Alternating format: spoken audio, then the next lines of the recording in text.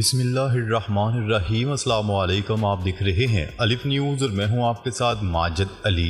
شامل کرتے ہیں پاکستان اور دنیا بھر سے breaking news headlines. Hamas کا اسرائیل پر بڑا حملہ، 5000 راکٹ فائر۔ مقبوضہ بیت المقدس فلسطینی مزاحمتی تنظیم اور غزہ کی حکمران جماعت حماس نے آپریشن الاقصی طوفان کا اعلان کرتے ہوئے اسرائیل پر حملہ کر دیا۔ غیر ملکی میڈیا کی رپورٹ کے مطابق غزہ سے اسرائیل پر 5000 سے زائد راکٹ فائر کیے گئے اور متعدد فلسطینی مجاہدین اسرائیل میں داخل ہو گئے، جہاں ان کی سڑکوں اور گلیوں میں اسرائیلی فوجیوں سے جھڑپیں ہو رہی ہیں۔ مجاہدین نے 35 اسرائیلی فوجیوں کو قیدی بھی بنا لیا ہے۔ حماس کے فوجی ونگ القسام برگیڈز کے سربراہ نے آپریشن الاقصی طوفان شروع کرنے کا اعلان کرتے ہوئے کہا ہے کہ یہ حملہ اسرائیل کی جانب سے مسجد اقصی میں مسلسل اشتعال انگیزی اور فلسطینیوں پر مظالم کا جواب ہے۔ راکٹ باری کے نتیجے میں ایک اسرائیلی خاتون ہلاک اور 15 زخمی ہو گئے، جبکہ اسرائیل کو بھاری مالی نقصان کا سامنا کرنا پڑا۔ اس کے متعدد قصبوں سے سیاہ دھوئیں کے بڑے بادل اٹھ رہے ہیں، جبکہ متعدد گاڑیاں جل کر راکھ ہو چکی ہیں اور بہت سی عمارتوں کو شدید نقصان پہنچا ہے۔ اسرائیل میں خطرے کے سائرن بج اٹھے اور اسرائیلی فوج نے حالت جنگ کا اعلان کر دیا، جبکہ اسرائیلی حکومت نے غزہ میں بھی بمباری کا فیصلہ کیا ہے۔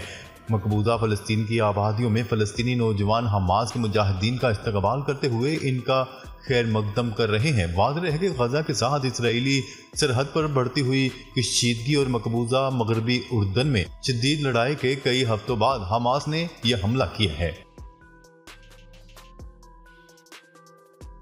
شمالی کوریا نے روس کو ہتھیاروں کی منتقلی شروع کر دی ہے، جس سے پیوٹن کی افواج کو مزید تقویت ملی ہے۔ غیر ملکی میڈیا کی رپورٹ کے مطابق امریکہ کے نشریاتی ادارے نے نام کو پوشیدہ رکھتے ہوئے ایک امریکی بااثر شخصیت کا حوالہ دیتے ہوئے جاری خبر میں کہا ہے کہ شمالی کوریا اور روس کے سربراہان کے درمیان مذاکرات کے بعد اسلحہ بھیجنے کا آغاز کر دیا گیا ہے۔ غیر ملکی خبرساز ادارے کی رپورٹ کے مطابق خبر میں کیے گئے دعوے میں اس بارے میں کوئی معلومات فراہم نہیں کی گئیں کہ شمالی کوریا اسلحہ کی فراہمی کے بدلے میں روس سے کیا حاصل کر رہا ہے۔ اسلحے کی یہ فراہمی کسی طویل المدتی رصدی تسلسل کا حصہ ہے یا پھر کوئی محدود ترسیل ہے۔ یہ بات اہم ہے کہ شمالی کوریا کے پاس بڑے پیمانے پر پیداواری صلاحیتوں کے ساتھ ایک بہت بڑی دفاعی صنعت موجود ہے۔ یوکرین کے خلاف جنگ کے لیے روس کے لیے پیونگ یانگ جنگی ساز و سامان کا ایک قیمتی ذریعہ ثابت ہو سکتا ہے۔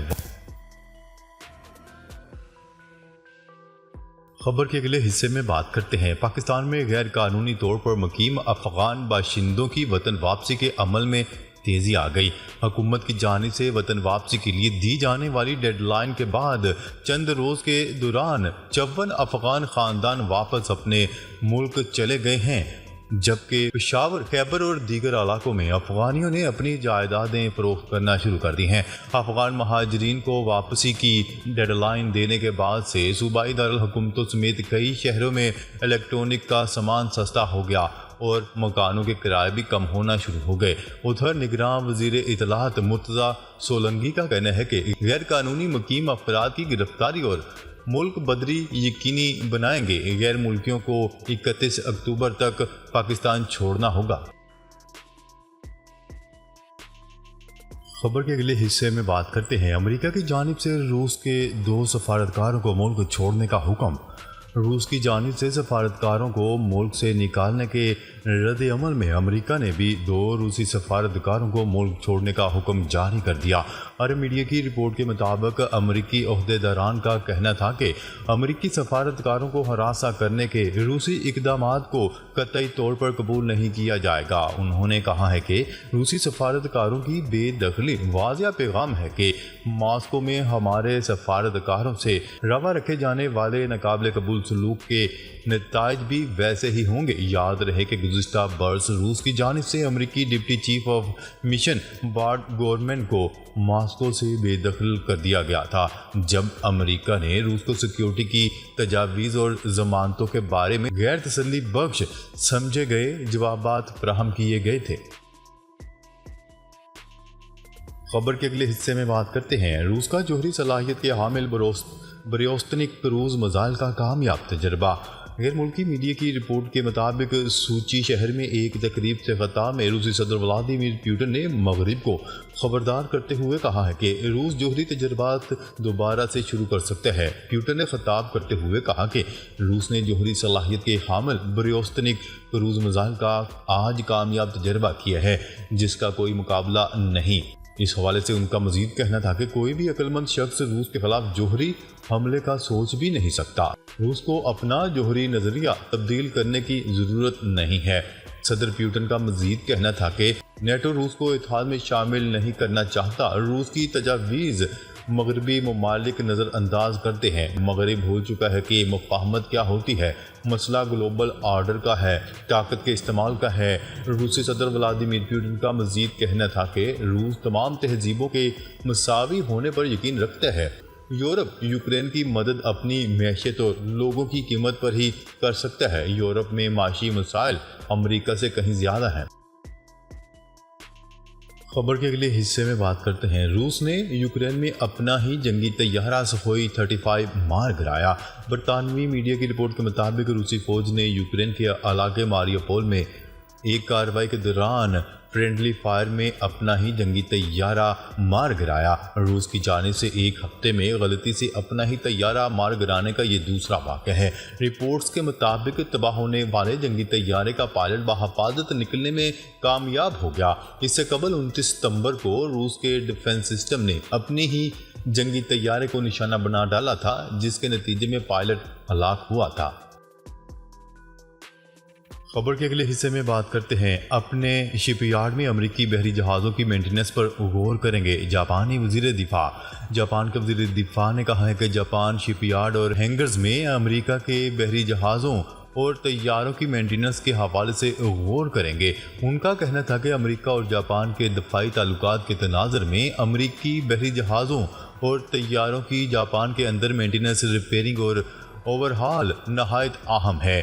ان خیالات کا اظہار جاپانی وزیر دفاع نے واشنگٹن کے تھنک ٹینک ہیڈسن انسٹی ٹیوٹ میں خطاب کرتے ہوئے کیا۔ ان کا کہنا تھا کہ ایسے آپریشنز صرف آغاز ہیں۔ جاپانی وزارت دفاع نے جون میں کہا تھا کہ جاپانی انجینئرز کمپنی امریکہ کے اپنے F-35 لڑاکا طیاروں کے انجن کی ریپیئرنگ کرے گی، لیکن اس کے لیے بھی کئی چیلنجز ہیں۔ جاپان میں تعینات امریکہ کے سفیر نے جاپان کے نجی شپ یارڈ میں امریکی بحری جہازوں کی مینٹیننس کے حوالے سے پیشکش کی تھی، کیونکہ امریکہ میں یہ کام سست روی کا شکار ہے۔ یاد رہے کہ چین امریکہ سے دنیا کی سب سے بڑی بحریہ کا آغاز چھین چکا ہے۔ چین کے بحری جہازوں کی تعداد امریکہ سے زیادہ ہے۔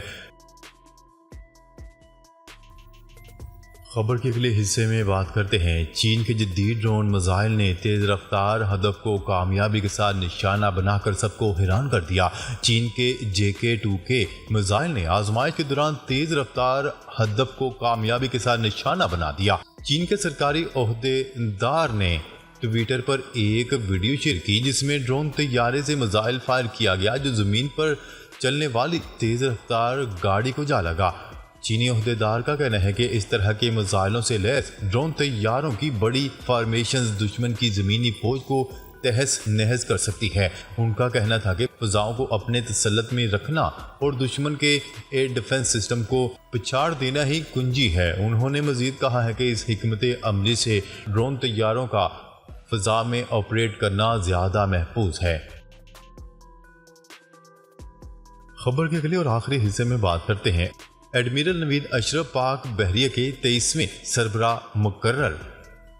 پاک بحریہ کی تبدیلی کمان کی تقریب PNS ظفر اسلام آباد میں ہوئی۔ سبکدوش ہونے والے نیول چیف ایڈمرل محمد امجد خان نیازی نے بحریہ کی کمان ایڈمرل نوید اشرف کو سونپ دی۔ نیوی کے جوانوں نے پاک بحریہ کے نئے چیف کو گارڈ آف آنر پیش کیا۔ سبکدوش ہونے والے نیول چیف ایڈمرل محمد امجد خان نیازی نے شرکاء سے الوداعی خطاب کرتے ہوئے کہا کہ گزشتہ سیلاب میں ملک کی معیشت کو بہت نقصان پہنچا۔ جہاں بھی قدرتی آفات آئیں پاک بحریہ تعاون میں پیش رہیں۔